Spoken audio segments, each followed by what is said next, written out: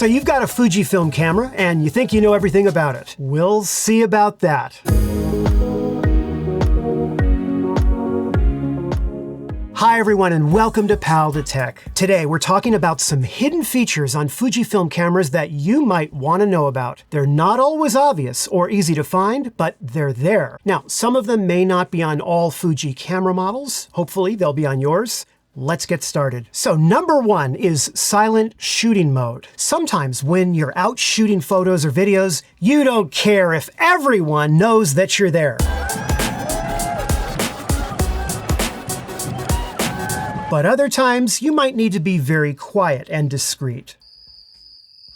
So the first thing you'll want to do is go right into your menu, into the little wrench area under Sound Setup, and just go ahead and turn all of these off. Now, when you get to electronic shutter volume, turn that off as well. However, your camera probably is still in mechanical shutter mode, so you're still going to hear the shutter sound, sort of like this.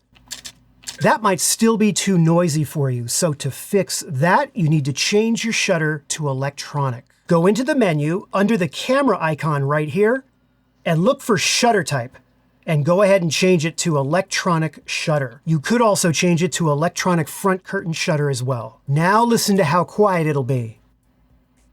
The only sound you'll hear is just the pressing of the button, which you can do really quietly. Now keep in mind, if you do decide to switch it to electronic shutter for the quieter shutter, there are some things you're going to need to keep in mind when using electronic shutter. For example, you cannot use a flash with it. I have an entire video on electronic shutter, so be sure to check that out if you're not familiar with it. Next up is a setting that might help you when shooting photos or videos under certain types of fluorescent or LED lights. You know, these lights don't emit a constant stream of light. Instead, they sort of cycle on and off at very high frequencies, and therefore shutter speeds on cameras that are either set too high or set too low, they can cause problems with lights that emit those frequencies.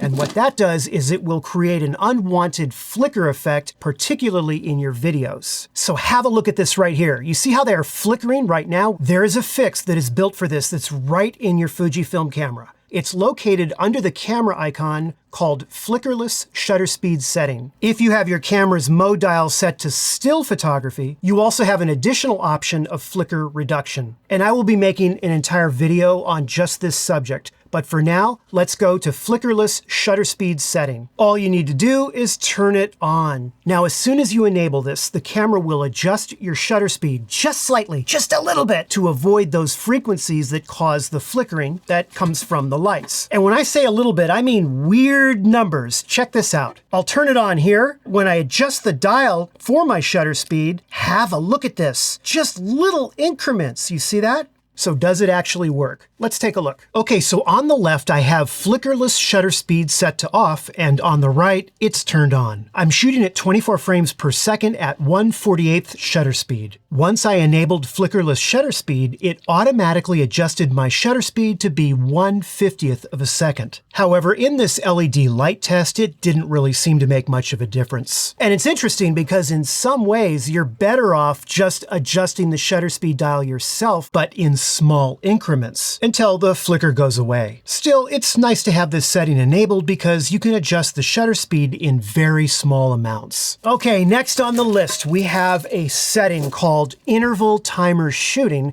that's normally used for time-lapse photography. However, you can also use it for self-portraits. So here's how you set it up. The first thing you want to do is go into your menu under the AFMF section and turn on Face Eye Auto Detect, just like that. And you can leave it at Eye Auto, that's fine. Next, go into Pre-Autofocus and turn that on as well. I would also go into the little camera icon right here, into ISO Auto Setting, and change your automatic ISO so that it selects the highest one. In other words, give it the largest range of ISO options. And while you're in your AFMF section, go into your autofocus mode, and I would choose zone. And once you've done that, I would press in on the rear joystick, just like this. Rotate the command dial to make your zone area square a bit larger. In terms of your exposure, of course, that's up to your shooting situation, but a general guideline, I would set your shutter speed to at least 1/200th of a second. Remember that your camera is going to be on a tripod. However, if you're moving around in the shot, particularly if you have children, foreign, you're gonna want those higher shutter speeds. As a good starting place, I would set my aperture to f4. And finally, we come to ISO. That could simply be set as you see fit based on the lighting conditions, or if the lighting conditions are changing constantly while it's taking the shots, then put your ISO dial in A for automatic. Remember, we went into the menu and we told the camera the range of ISO that it could choose from, going all the way up to the highest native ISO that the camera has. Now that you've done all that, set up your camera on a tripod to wherever you're going to be shooting yourself, and go into the camera menu,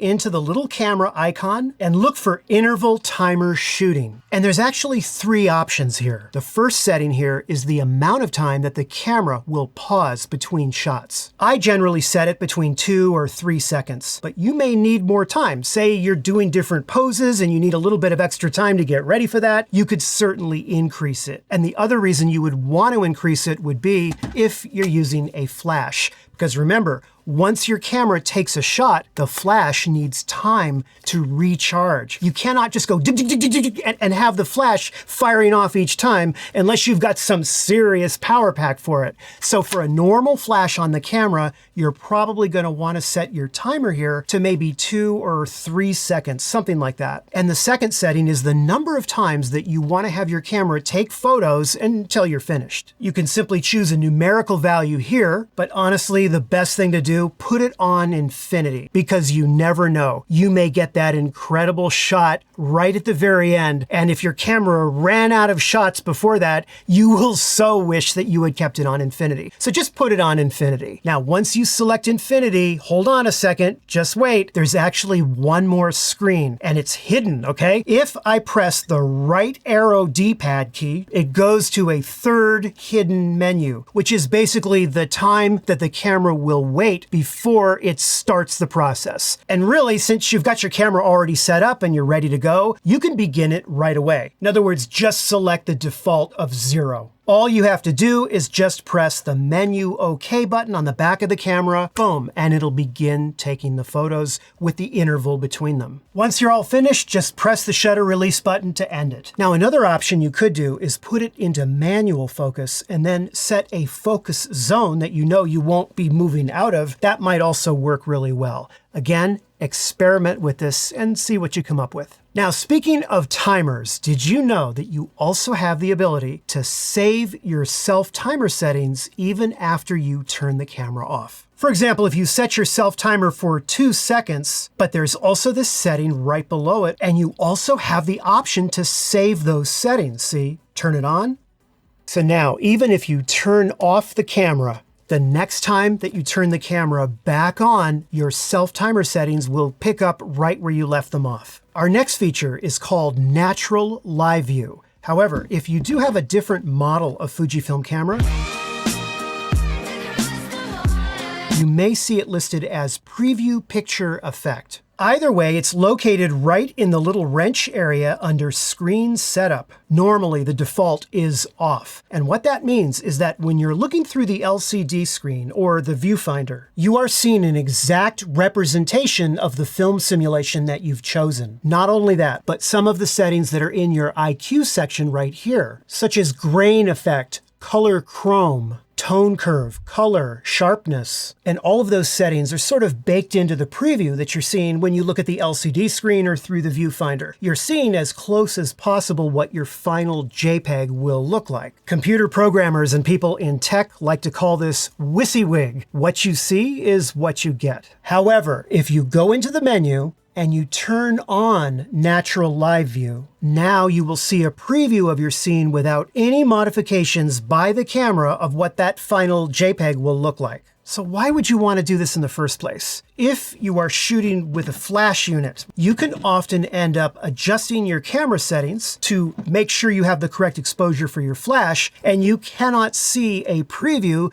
that is bright enough to show you even what you're looking at or focusing on or what your scene looks like. You turn on Natural Live View, and then you can see your scene much better. And the second reason you'd want to use this is that it actually helps you to preview the actual true colors, shadows, highlights and so forth of your scene, all without the distraction of film sims and the effects of the camera. Now, one thing that's kind of weird about this setting, even though it's supposed to strip all that away and give you the natural live view, if I set it to a black and white film sim, look at that! I'm in natural live view. I shouldn't be seeing any black and white, but yet there it is. And finally, speaking of film simulations, have you ever heard of film simulation bracketing? If you shoot JPEG only, or even JPEG RAW, then you are definitely going to want to give this feature a try. Go into your menu, into the camera icon, into Drive Setting, and choose Bracket Setting. Scroll down to Film Simulation Bracket. And right here is where you will choose your 3 film simulations. So for the first one, I prefer Standard. The second one, I guess, I don't know, Velvia, fine. And then for the third one, I'm gonna go down and choose a black and white, say Acros. Now that's not all. There's one more setting you have to make while you're in this menu. It's confusing, but you gotta do it or it won't work. Once you've selected your 3 film simulations, go up to where it says Bracket Select. You see that right there? Choose that, and then choose Film Simulation Bracket. Now, before you begin shooting, you need to rotate the little adjustment area underneath your ISO dial and put it into bracketing mode. Once you have it in bracket mode, you're good to go. I'll go ahead and take a single demo shot right now. So now let's play them back and see what we got. There's Acros, Velvia, and Provia. This can be so handy to get 3 different looks automatically processed in camera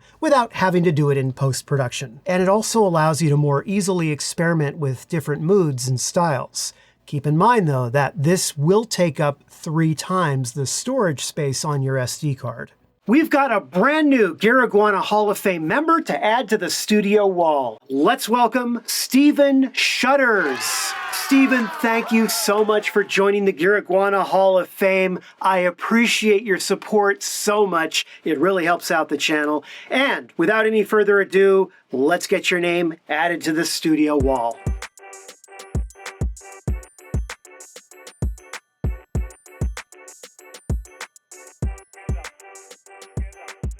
Well, Stephen, there you go, my friend. Your name is now a permanent part of this studio, just out of frame, but on the studio wall nevertheless. Thank you again for all of your support, and the same goes to the rest of you in Backstage and the YouTube channel members. Your support keeps this channel running. Thank you. Remember, every photo tells a story, and your camera is the writing instrument that creates it. I couldn't include all of the great hidden features of Fujifilm cameras in today's video, but I hope some have been helpful for you. And, you know, knowing more about the features of your camera, I believe, can help make you an even better storyteller than I know you already are. In the meantime, thank you so much for watching today, and I hope you found the video helpful or at least entertaining. And if you did, be sure to give it the like and subscribe. I'm going to be signing off now, but have a wonderful weekend, and I'll see you in a new video next week. Take care. 5.7K at 30 frames a second, 4K at 50 frames a second, and I can't talk that fast. Have enough light. What should happen? Auto ISO. I had one job to do today.